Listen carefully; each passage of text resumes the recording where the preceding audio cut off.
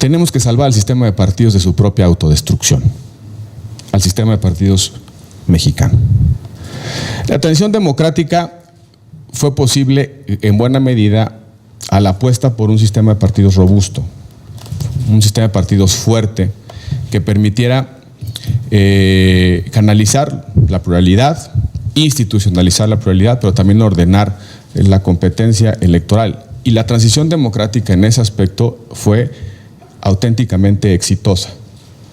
Los largos periodos de estabilidad política, nuestra transición no se explica por una ruptura al orden constitucional precedente, sino a través de un conjunto de reformas, de cambios constitucionales, fue posible construir el andamiaje democrático. Se debe en buena medida ese largo periodo de estabilidad al hecho de los partidos políticos y del sistema de partidos políticos que diseñó la transición. Un sistema que le otorgaba no solamente condiciones de competencia a los partidos, sino que también se preocupaba por las condiciones de equidad en la competencia en esos partidos. Y también les daba espacios de representación en función de los votos que recibían en cada elección, de tal suerte que esa pluralidad social que estaba en la calle se fue convirtiendo gradualmente en una pluralidad política institucionalizada. Y el modelo funcionó. El modelo fue razonablemente exitoso y pasamos de un modelo en el cual los partidos políticos gozaban de ciertas prerrogativas fundamentalmente en especie a un modelo en el cual tienen financiamiento directo a través del financiamiento público en sus distintas modalidades para actividades ordinarias, actividades específicas y también actividades de campaña, entre otras. Y el financiamiento privado a través de ciertas reglas y ahora también este componente de financiamiento en especie que son las prerrogativas de radio y televisión, que el dato es contundente de lo que significa para los partidos políticos en términos de condiciones de competencia. ¿Qué tiempos aquellos en los cuales resultaba incómodo a los dirigentes partidarios recibir financiamiento público? Después de la aprobación del COFIP, el primer artículo 49 que establecía esa fórmula abigarrada de costo mínimo de campaña por 300 o por 32, resta el número que pensaste y divídalo por… después de esa fórmula abigarrada, los entonces presidentes, por cierto, una fórmula definida en ley, ojo, no estaba en la Constitución, definida en ley. Y que en efecto, según cuentan algunas leyendas, Luis Carlos la tiene documentada en algún artículo. La decisión de establecer esa fórmula fue, le preguntaron al PRI, el presidente Zedillo, ¿cuánto más o menos va a salir la campaña? Y le hicieron unos números y eso fue lo que se legalizó en el primer artículo 49 del COFIPE. Por cierto, los presidentes de los partidos PAN y PRD, el del PAN, Felipe Calderón, regresa una parte del cheque, si no me recuerdo, 40 millones de pesos. El otro presidente del Partido de la Revolución Democrática, Andrés Manuel López Obrador, dice que va a utilizar parte del dinero en libros gratuitos. Nadie los ha visto, pero seguramente habrá por ahí alguno. Pero bueno, era incómodo para los partidos de oposición recibir financiamiento en el PAN. Hubo un larguísimo debate que el doctor Francisco Paoli lo conoce bien, que fue testigo sobre si el PAN debía o no recibir financiamiento público. Lo cierto es que los partidos se fueron acomodando, fueron consumiendo, empezando a consumir agua y enzimas hasta un grado de exceso que está a punto de reventar, si no es que ya reventó para una parte de la sociedad. El sistema de partidos en México está en crisis por esta, lo decía Agustín hace un momento, por esta lógica de partidos cárteles, pero en realidad los partidos políticos mexicanos se están convirtiendo en organizaciones que dependen fundamentalmente de las rentas, de la renta lícita que deriva de su financiamiento, pero también de la renta ilícita que deriva del financiamiento extralegal. Y en distintos momentos hemos intentado abaratar los costos de la democracia mexicana a través de distintas medidas, y ahorita entro a explicar por qué no han funcionado, y al mismo tiempo hemos construido un conjunto de reglas para fortalecer los mecanismos de control sobre el origen y destino de los recursos públicos, y también ahorita digo por qué tiene varios de los problemas. Lo cierto es que nos hemos instalado en una suerte de círculo vicioso que alienta la corrupción desde el propio sistema de competencia electoral. ¿Por qué? Para competir en política se necesita dinero. El hecho del financiamiento legal o extralegal en la política está inexorablemente, inevitablemente vinculado con la competencia. Mientras haya competencia se va a requerir dinero en uno o en distintos grados, en distintas medidas, pero se va a requerir dinero. En algunos casos poquito dinero por razones de coyuntura, o bien se requerirá mucho dinero, será o no será determinante, dependerá de múltiples factores. Pero mientras haya competencia, va a haber dinero en la democracia. A más competencia, previsiblemente más dinero. Ceteris paribus, todos los demás constantes, si la regulación existente no cambia las ecuaciones. Y aquí viene un problema esencial. ¿Cuánto dinero en las campañas y de dónde vienen? Es un problema esencialmente regulatorio, de los incentivos que provoca el sistema. Cada vez que ponemos una regla para tratar de resolver un fenómeno, se generan consecuencias, externalidades, consecuencias inesperadas. Muchas de ellas están instaladas hoy en nuestro sistema. Pongo algunos ejemplos. Dijimos en algún momento de las reformas electorales, por cierto, quiero hacer una precisión a César Astudillo. En el 2014 no se modificó la regla de financiamiento, se constitucionalizó en 2007, padrón contra porcentaje del salario mínimo, luego porcentaje de la unidad de medida y actualización. Lo que sí pasó fue que se mandó a la Ley General de Partidos Políticos como una regla de homologación. Ojo, no era una intención explícita aumentar el financiamiento de los partidos, pero sí se partía de una premisa. La regla constitucional que acabamos de votar 7 años atrás y que la dejamos en la Constitución, ¿es justa? Sí, sí es justa, en consecuencia, que aplique para todos los estados. Esa era la lógica, más que compensar la pérdida de financiamiento. Ciertamente el resultado, como se puede observar en las láminas que hace un momento presentó el doctor Astudillo, revelan que en efecto aquellas configuraciones legislativas locales que reducían el financiamiento fueron trastornadas por esta regla que intentó homologar en todo el país. Solo 3 entidades federativas mantienen una regla menor al 65% de la unidad de medida, si no mal recuerdo, Coahuila, Guanajuato, Hidalgo. Todos los demás están ya en la regla del 65% de la unidad de medida y valor. Sinaloa está por encima, por cierto, porque no ha estandarizado, no ha disminuido su regla. Pero lo cierto es que el problema no está en 2014, sino en 2007, porque en 2007 los paramétricos, las variables que le pusimos a la Constitución para definir el financiamiento de los partidos políticos son siempre crecientes. El padrón electoral siempre va a crecer y se espera que el salario mínimo también, solo por el efecto obvio de la actualización o de la inflación. Pero en efecto, las dos variables que se utilizaron para definir el financiamiento público tienen una tendencia hacia su crecimiento. Y después, esa regla se lleva a los niveles, al orden local, y provoca el escenario que hoy tenemos. En 2017, 4,059 millones de pesos de financiamiento federal solo para actividades ordinarias, y para el financiamiento local 4,394 millones de pesos, 8,453 millones de pesos en las dos fuentes, la doble chequera, el doble cheque que reciben los partidos políticos, uno nacional y uno local.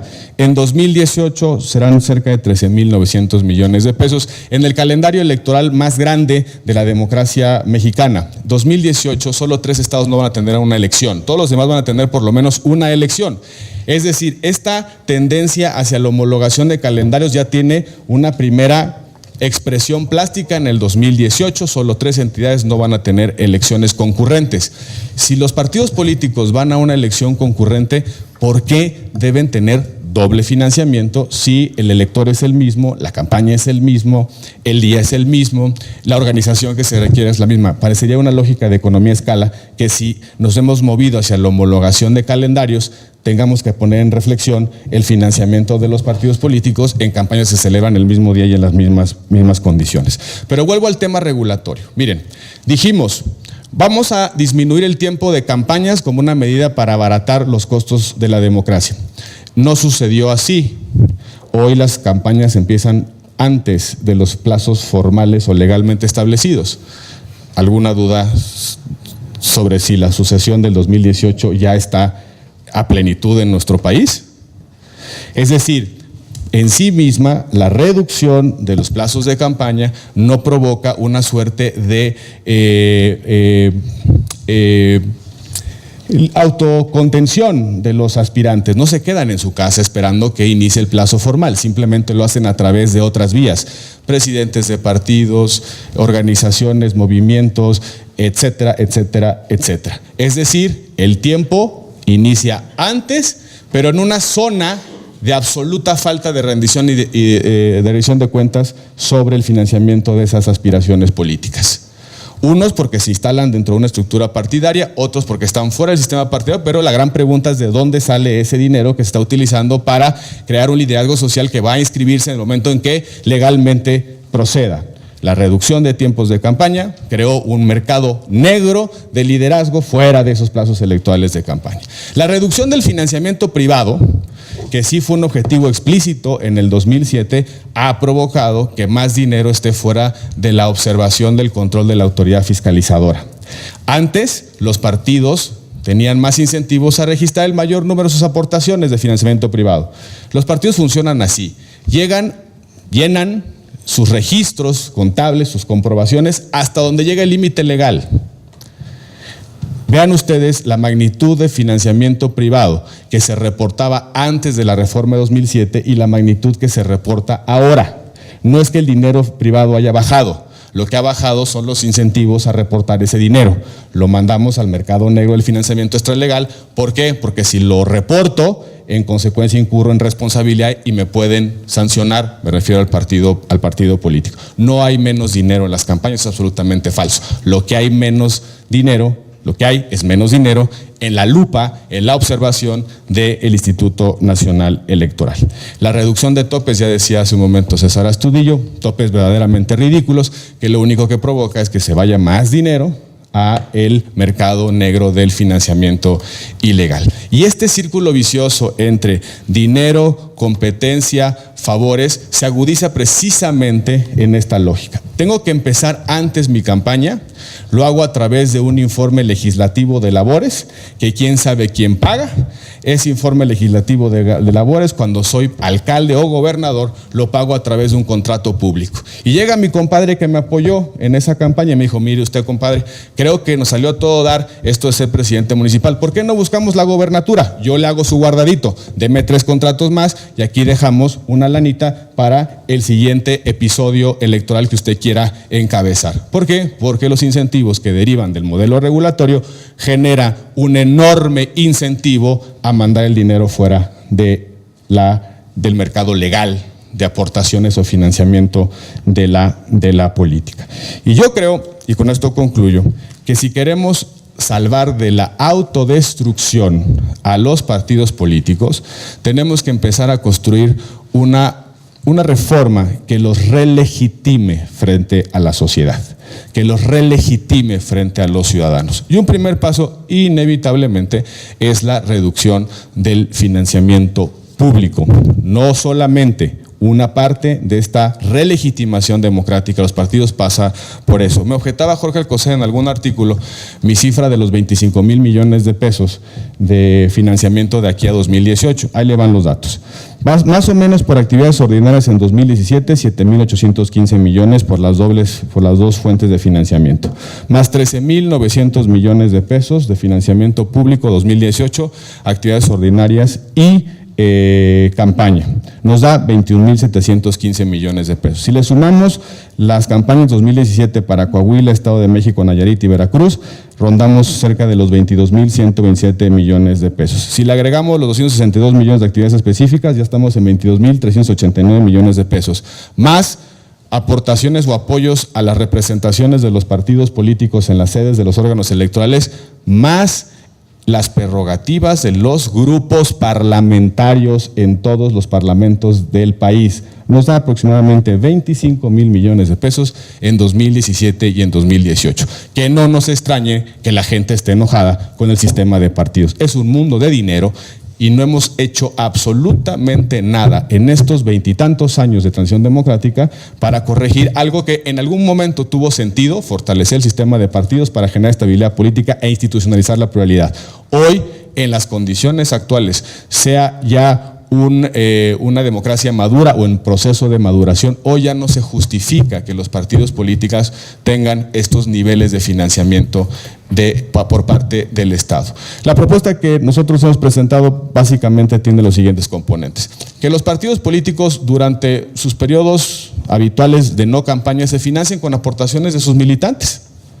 Eso genera un mayor vínculo, un compromiso entre el militante del partido y el partido político. ¿Por qué les vamos a pagar los contribuyentes a los partidos políticos para hacer sus asambleas, para organizar sus fiestas de Navidad? Que lo paguen los militantes de los partidos políticos. En segundo lugar, hay que resolver el problema del doble financiamiento. Los dos cheques han incrementado notablemente la cantidad de dinero público que va a las campañas. En tercer lugar, los partidos nuevos no deben tener derecho a recibir financiamiento público, sino hasta que se prueben en la primera convocatoria electoral, hasta que demuestren un basamento electoral, una representación. Por eso situamos el umbral de acceso al 5% y también, por supuesto, la reducción del porcentaje de la unidad de medida y actualización que se toma en consideración para establecer o para definir el financiamiento público. Si queremos salvar al sistema de partidos de su propia autodestrucción, un buen paso, una buena medida es revisar el dinero que los mexicanos le aportan a su funcionamiento. Gracias.